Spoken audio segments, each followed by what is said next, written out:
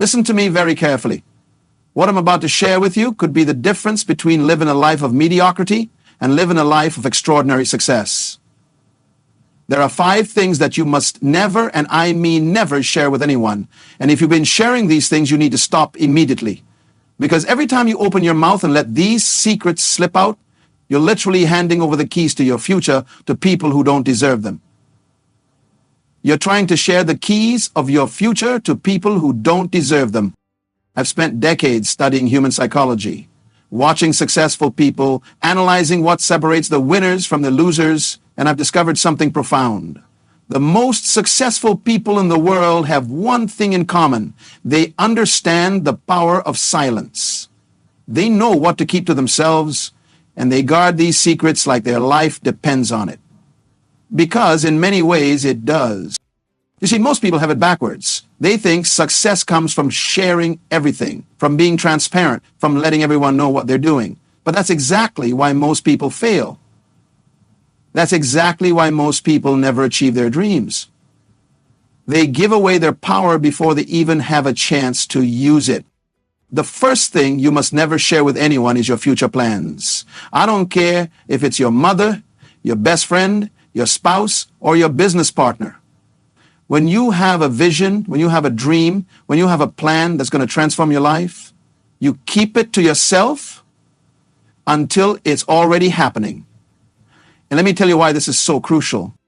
Every time you share your future plans with someone, you're inviting them to become an investor in your dreams. But here's the problem. Most people are terrible investors. They don't have the vision you have. They don't have the faith you have. They don't have the commitment you have. And when you share your plans with them, they immediately start poking holes in your vision. They start telling you why it won't work. They start filling your mind with doubt. But it goes deeper than that. When you verbalize your goals and dreams to others, something happens in your brain. You get a small hit of satisfaction, a small sense of accomplishment, just from talking about it. Your brain actually starts to believe that you've already taken action, even though all you've done is talk. This is why so many people become chronic dreamers instead of doers. They get addicted to the feeling of sharing their plans instead of actually executing them.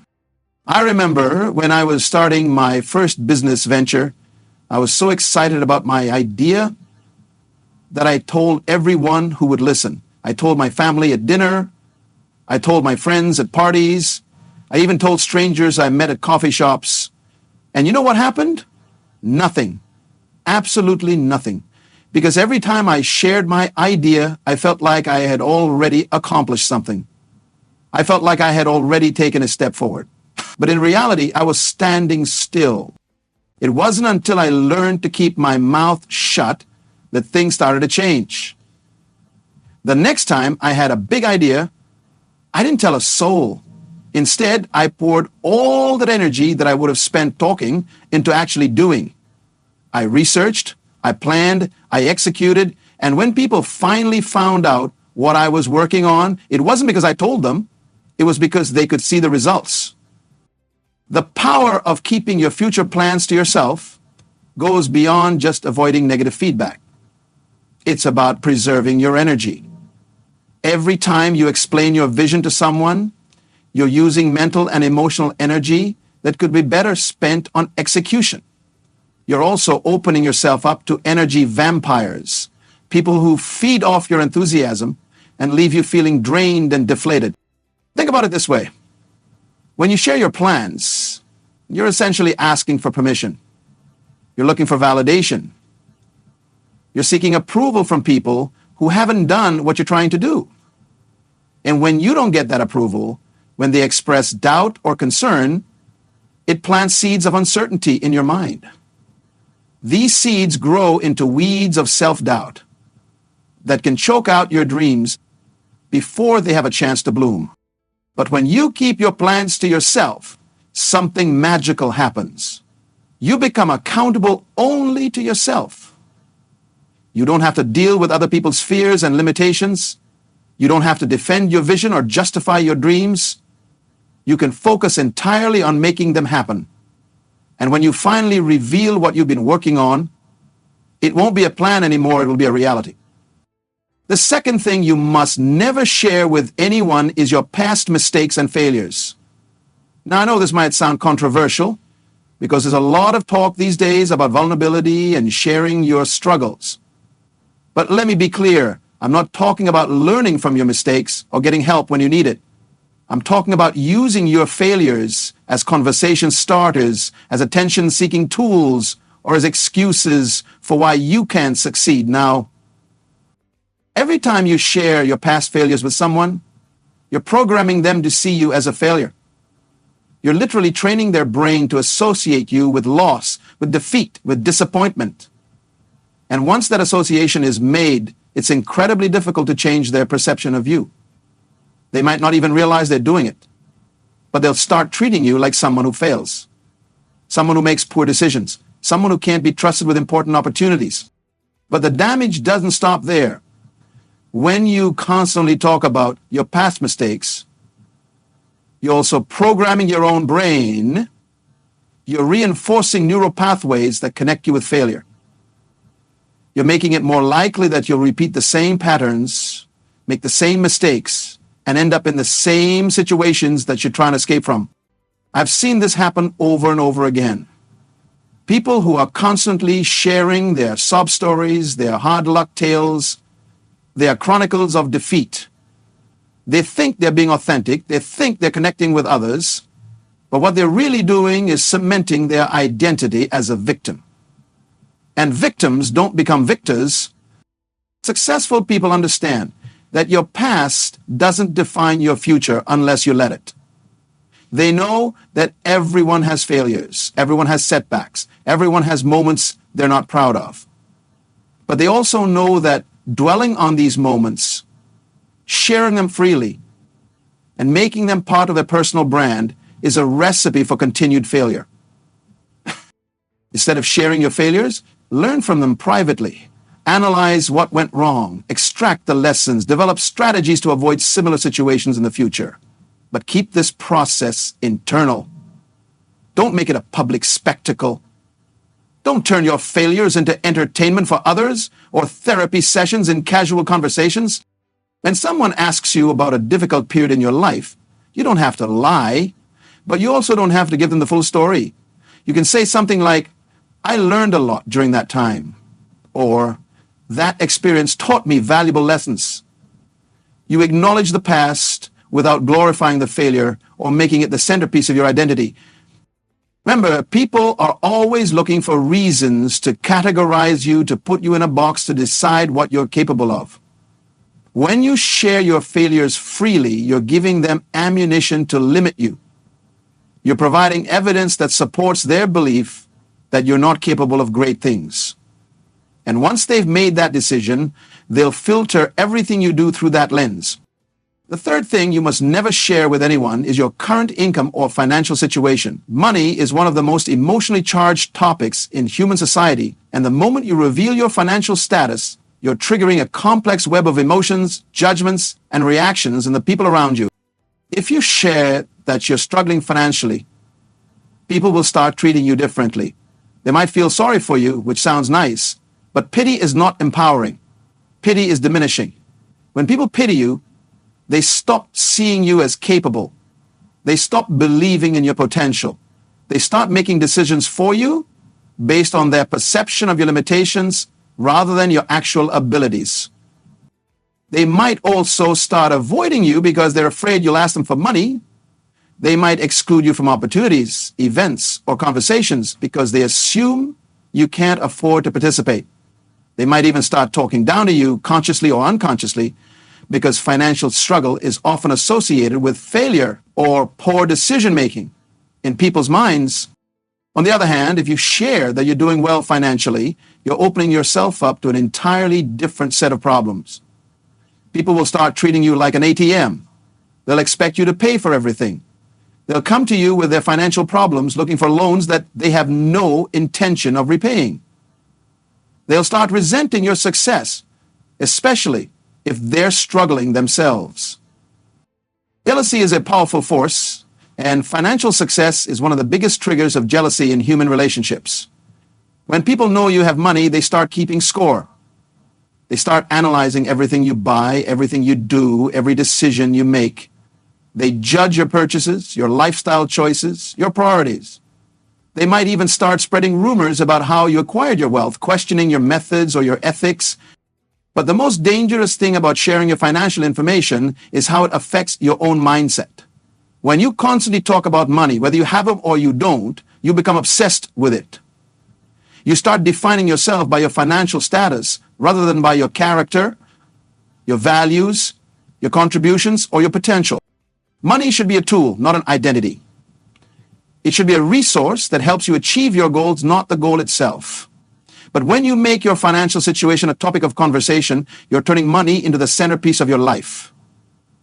You're training your brain to see everything through a financial lens, which limits your ability to see opportunities, solutions, and possibilities that aren't directly related to money. Successful people understand that money is private information. They know that their net worth is nobody's business but their own. They keep their financial situation confidential not because they're ashamed or secretive, but because they understand the psychology of money and how it affects relationships. When someone asks you about your income, your savings, your investments, or your financial situation, you simply say, "I prefer to keep my finances private."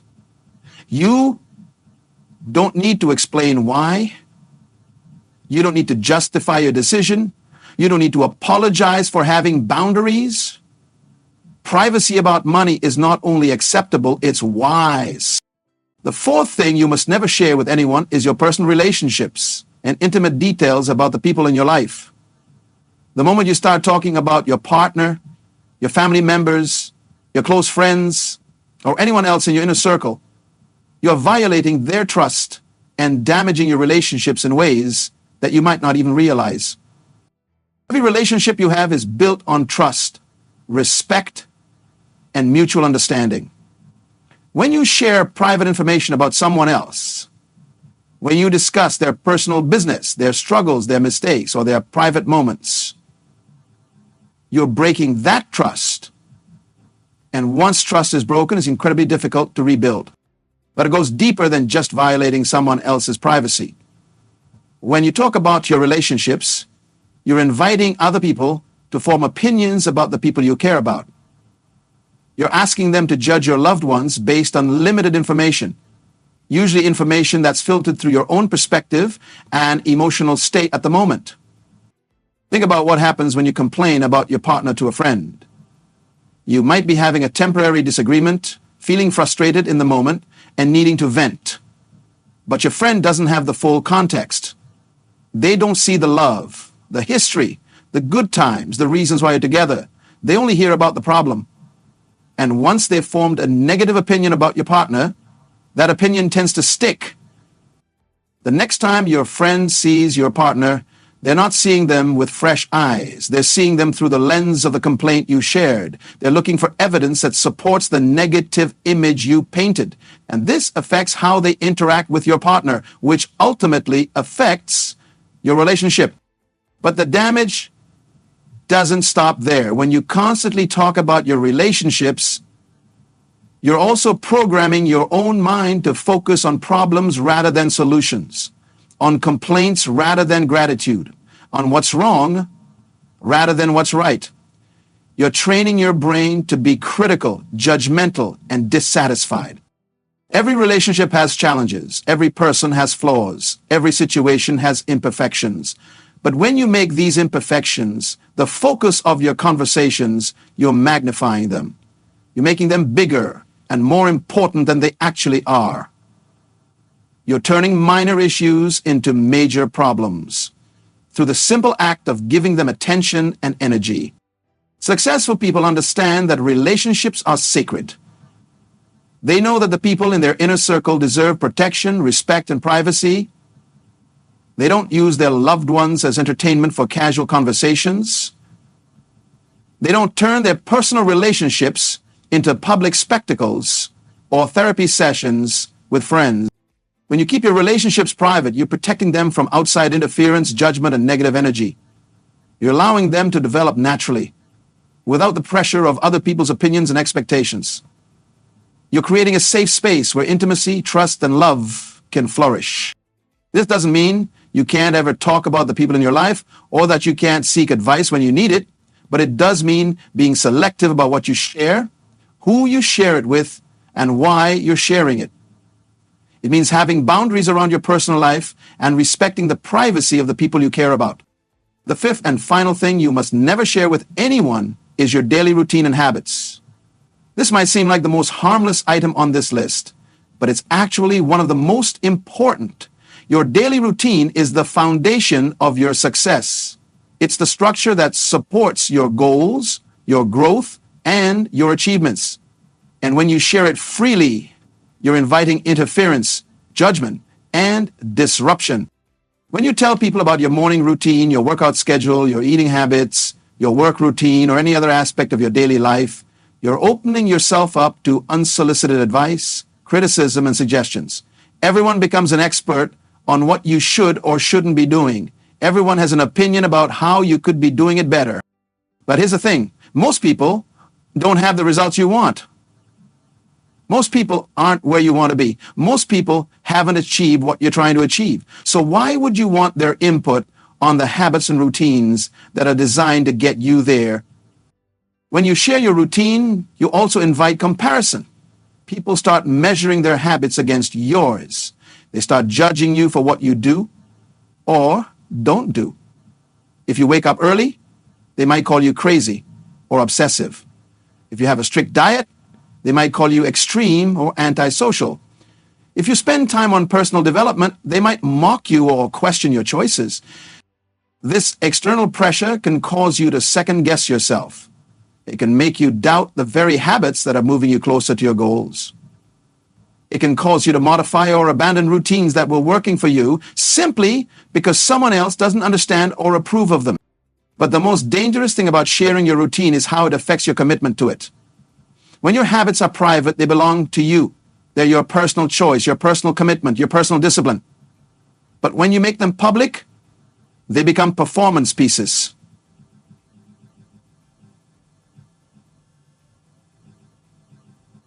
You start doing them not just because they serve your goals, but because people are watching. And when your motivation becomes external rather than internal, your consistency becomes fragile. I've seen people completely abandon productive habits because someone made a joke about them. I've seen people change their entire routine because a friend questioned why they were doing something. I've seen people give up on their goals because they got tired of defending their choices to people who didn't understand their vision. Your routine is your competitive advantage. It's the secret weapon that's going to separate you from the pack. Every successful person has routines, habits, and disciplines that others don't have. These aren't accidents. They're carefully chosen behaviors that compound over time to create extraordinary results. When you keep your routine private, you protect it from outside interference. You maintain the purity of your motivation. You preserve the sacredness of your commitment to yourself. You create space for your habits to take root and grow without the pressure of external judgment or the distraction of other people's opinions. Now, you might be thinking, but what about accountability? Don't I need other people to help me stay on track? And that's a valid question. But there's a difference between selective accountability with people who share your vision and values and broadcasting your habits to anyone who will listen. If you need accountability, choose one person, someone who has achieved what you want to achieve, someone who understands your goals, someone who will support your growth rather than question your methods. Share your routine with that person and that person only. Make it a private partnership, not a public performance. But for most people, the best accountability comes from results. When your routine is working, when you're seeing progress, when you're moving closer to your goals, that's all the accountability you need. Your results become your motivation. Your progress becomes your proof. Your consistency becomes your confidence.